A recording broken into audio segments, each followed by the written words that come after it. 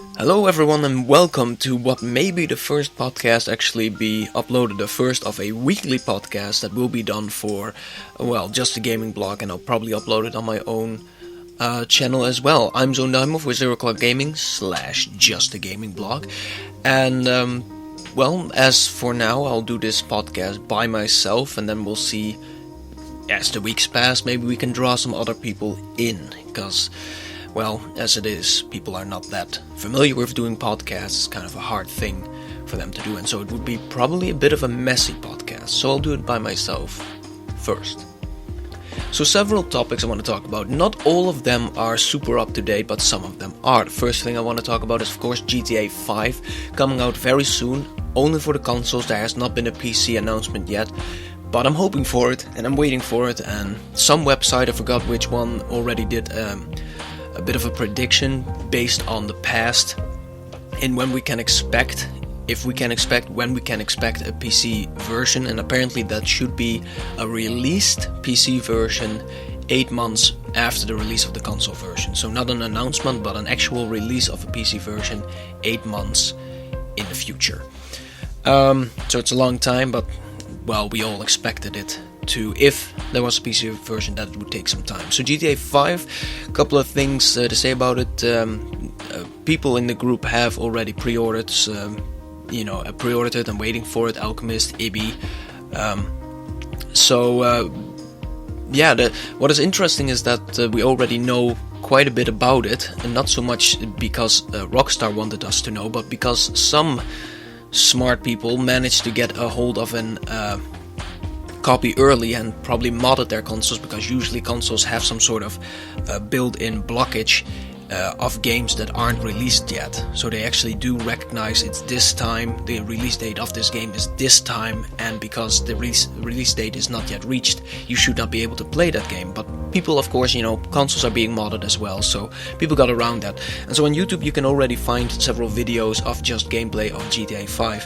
What I do find nice is that the channels that I have seen that display this footage of GTA 5 don't really go much into spoiler territory. Most of it is just some gameplay, so you can see some things that are capable in the game, and you can see some really cool things. So you can, for example, if you drive a truck, you can hook up a trailer, which is pretty cool. If the trailer is, for example, filled with gasoline, you can, with a few shots, blow that trailer up and cause a pretty big explosion. At the same time, I also instantly see a downside to it, in that when that person shot the, and of course this is half a vidcast, so you will see it now. When the person shot the trailer, you can see the explosion, but the trailer itself stays pretty much intact. The model of the trailer doesn't change, and I really would have liked it, if the trailer just really blew open, that the model changed and that it ripped open like realistically it would if it would explode. Not that it would explode from shooting at it with a gun, but that's video game / action movie logic. But yeah, so it's a plus and a downside at the same time. So you also see some limitations of the game already. Another thing, for example, is we've seen a video that there are sharks, and this is something that people always ask, if there's water, are there sharks? Well, there are sharks, and I guess again we could have expected that, because we already knew from GTA 5, from official releases of Rockstar, that water was going to be a much larger factor in this new game, because I think we've seen diving. I'm pretty sure we've seen diving with diving apparatuses. But at least we've also seen a submarine, and of course if you have a submarine, there has to be something in the water that is interesting to look at. So there probably will be coral reefs, probably will be a lot of fish, but probably again it has to be sharks, right? So, but that is all confirmed, and so via these YouTube videos you can see a couple of things, both good and bad, about the new game. But regardless of any of that, it looks really good. You just see it, one of the players jumped on a train and was just riding the train for a bit.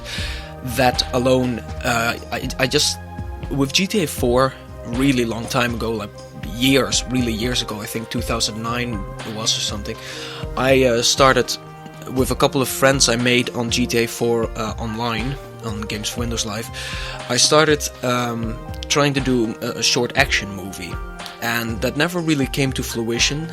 Mostly, well, you know, it was a bit myself. I guess it was mostly myself. I had to be more, more professional with my organization, more professional with telling them when are we going to play and what are we going to shoot. I guess I should have done that a little bit better. It's not easy, but so I never really finished that action movie, and all the footage is gone now because I reformatted my PC. It's gone now, but certainly with this new game, again, you just see so many options for a decent action movie.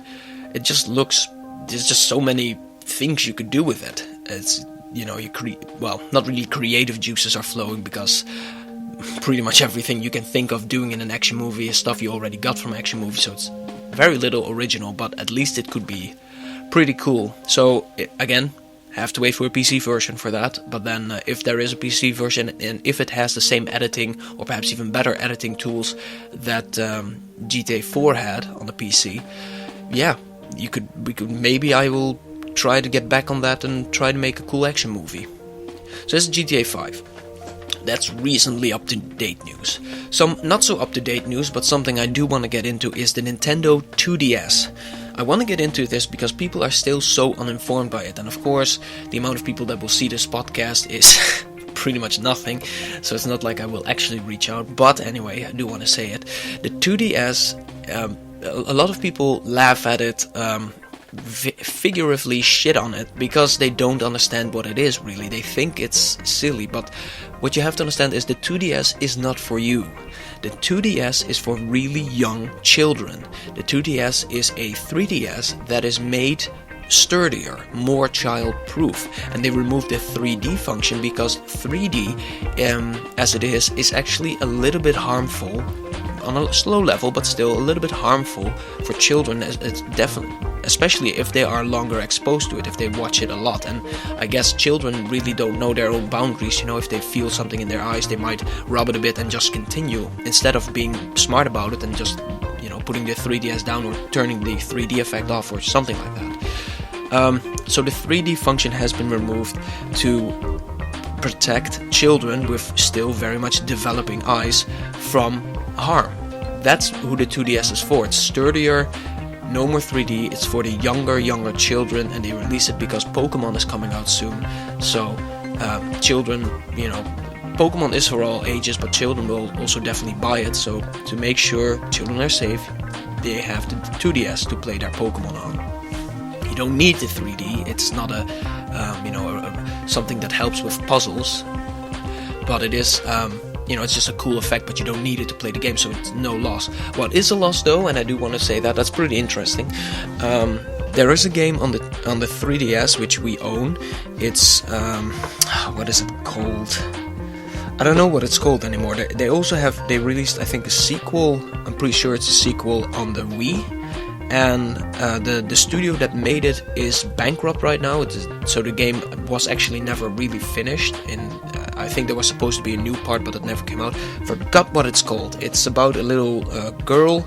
It's an adventure game. It's a girl on an island in the 3DS or in the DS version. I would have to look that up. I'll probably put it on the screen now. But anyway, that game, if you play the 3DS version of that game, there is at some point a puzzle. Again, it's an adventure game, so lots of puzzles. There's a puzzle that you need to put a stamp on something. And how you solve that puzzle is by closing the screen. So you basically click it shut as if you apply a stamp on it. Of course, with the 2DS, with no clicky, with no swiveling parts, you can't do that. So there is probably, because the clicking close, the closing of the screen has the same effect as, I think, putting it into a pause mode or something. There is a pause button on it, so maybe if you just press the pause button, that's enough. But I don't know. I will have to see how that would work out in that game. But it's an interesting thing to take in account, of course. Next up, I want to talk about a game that is currently very much in development, but the demo you can play online via a browser, so you don't have to download anything. You can just, click on it. It's running on Unity, so it's a 3D engine that you can play in a browser. The game is called Super Hot, and it's very short. There's really no reason not to try it. It's like 3-4 levels or something, and then it's over, because again, still very much in development. It is on Steam Greenlight, and I would suggest, and I'll put a link somewhere, I would suggest you guys definitely like it if you like it. Give it your thumbs up if you like the demo. Super Hot, the title makes no sense. Let's get that thing out of the way first. Super Hot makes no sense. I think it's called Super Hot as a cheap way of drawing in people, because it's the same with, there's another indie title on Steam, I believe, that is called Gratuitous Robot Pornography or something like that. Really, the game has pretty much nothing to do with any of those words, so it's just really to draw people in, ooh, it sounds like that, I must have that game. So Super Hot, as far as I can see so far, the title has nothing to do with anything, but the game is honestly very interesting. So the game, the way it works is as follows. It's another time manipulation game. There are a few out there, and this is honestly in core concept kind of reminiscent of several levels in the game Braid. What it basically is, time only moves forward if you move. So your physical movement, you're moving left, right, up, down, even looking around, is the same as time moving forward, makes time move forward. If you don't move, if you stand completely still, time doesn't stand completely still, it just moves forward very, very, very slowly. So that makes it a very interesting game. So far it's just a shooter. Of course there could be puzzles added in the future, who knows, but so you have to take into account, you have all the time in the world to aim, of course, because it's slow motion. You can just slowly draw the mouse to your enemy and take a shot, and then step aside to let the bullet actually move towards the enemy. But at the same time, you have to look around carefully, and just a lot of moving, stopping, checking where bullets are, trying to avoid everything. It's very interesting, and someone has suggested a multiplayer for it, and if you play the game, I think you will find multiplayer, the concept of multiplayer for it, absolutely brilliant, in which one player would be the one who controls the time like you do normally in the game, and the other players would be the people who try to kill you. So what is now AI would then be human players, but they would of course be victim to the time control of the main player they're trying to kill. That, and again, the main player can't really, you can kind of fuck them over by just going away from the keyboard, but of course time moves forward, it still moves forward, just very slowly, so eventually you will get killed if you just walk away from the game. But you could fuck them over slightly. There have to be some sort of protection against that built into the game, but the concept of that game in multiplayer is just mind-blowingly good. It could be really interesting. So I try the game out, click the link, try the game out, it's very short, and if you like it, go to Steam Greenlight and give it a thumbs up. Last thing I want to talk about is the new Steam family sharing function. This is something that is honestly mind-blowing that Steam does it. What is it? Well, it works as follows, and don't get your hopes up until I pretty much explained everything from the way I understand it at this moment. Basically, it means that with up to 10 friends, you can share your Steam library, and if they want, they can share their Steam library with you. This means that up to 10 friends can play the games you own. They don't have to own it, you have to own it. So in this case, if for example, my Steam library contains, I'm just gonna throw a game out there, it doesn't matter, Left 4 Dead. A friend of mine shares my my game library because I allow him to. Then he can play Left 4 Dead. He can download it and play it. The achievements and the cards and whatever the game is supported are individual. So I have my achievements from that game, and he has his achievements. It's not like he wins achievements for me and doesn't get anything himself. He wins them for himself as if he owns the game. and up to 10 people can do this. Only, here's a limitation, only one person can use a Steam library at a time. So that means that if he plays if I'm right now, for example, I have Steam open, I am in a chat room, but I'm not playing a game. So right now a friend of mine could play a game of mine. He could be playing a game that I have in my library because I shared it with him. So that's all fine. But if another friend would like to play, I'm not sure how it works with, friends, people who lend your game account, how that works interactively. I take it that if a friend is already playing, another friend can play because a friend is playing. However, being the owner of the library myself, if I start playing a game, I will overrule the friend playing whatever, and that basically means that my friend will get a message saying that, okay, the owner of the library is going to play a game now, so you are going to get kicked out. Would you like to purchase the game? So basically you should see this, the way that Steam sees this as a smart move for them as a business plan, is that it's another form of a demo. And in a sense it's really good because many games don't have a proper demo, so this would be a way to test it. Of course, a downside would be, take a game like Alan Wake. I own Alan Wake. If for example a friend of mine owned Alan Wake and I was lent playing it from his library, I would never buy Alan Wake later, because that's a game for me personally that I really don't get anything else out of after I've completed it. I've completed it myself on my account, and I really don't see myself visiting that game again anywhere in the near future. Maybe years from now I will play it again, but so if I would have played a single player game like that from a friend's account, I wouldn't have come to eventually buying it. I think. I'm pretty sure of it.